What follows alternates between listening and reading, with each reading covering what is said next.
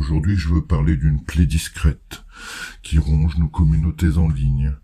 Ces voyants et médiums qui plantent leurs pancartes numériques aux portes de nos souffrances pour mieux nous dépouiller, bien sûr. Ils s'affichent avec des photos lumineuses, des témoignages fabriqués et des tarifs très clairs. Consultation, 50. Séance express, 20 €. Et le ton ironique qu'ils emploient quand ils prétendent vouloir aider. Aider. Quel mot lourd de sens quand il est détourné pour voler votre détresse. Quand une personne perd un être cher, elle n'a pas seulement besoin de réponses instantanées. Elle a besoin d'écoute, de temps, d'accompagnement humain. La douleur n'est pas une brèche à combler par une formule toute faite. C'est un chemin long et irrégulier. Et pourtant, il y en a qui regardent cette vulnérabilité comme une opportunité. Messages privés, insistants, promesses de contact de l'autre côté, pression pour payer, pour débloquer la vérité, à un prix. Ce n'est pas du surnaturel, c'est de l'exploitation pure et simple. Croire est un droit intime. Chacun peut croire ce qu'il veut, mais croire ne doit jamais se confondre avec devenir la proie d'escrocs. Accepter une consolation, un symbole, une prière, oui. Remettre son deuil, son argent, sa dignité aux mains de gens sans scrupules, non. Il y a une différence fondamentale entre un geste réconfortant et une transaction commerciale construite sur la douleur.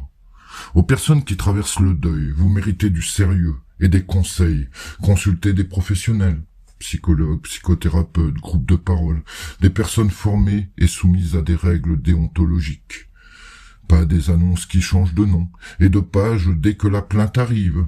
Laissez le temps faire son œuvre. Le temps guérit. Pas tout d'un coup, bien sûr, mais il permet d'intégrer, de se souvenir sans être dévoré.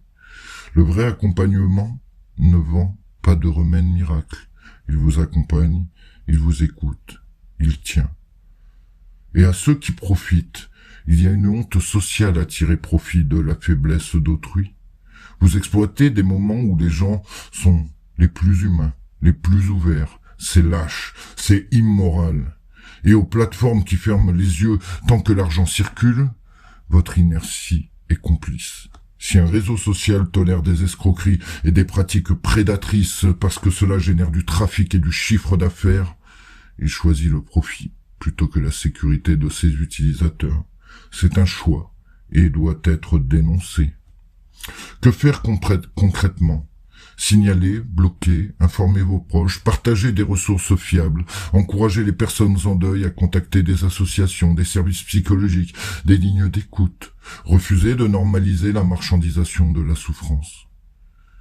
En conclusion, la compassion ne doit pas être une marchandise. Le respect du deuil est une obligation morale collective.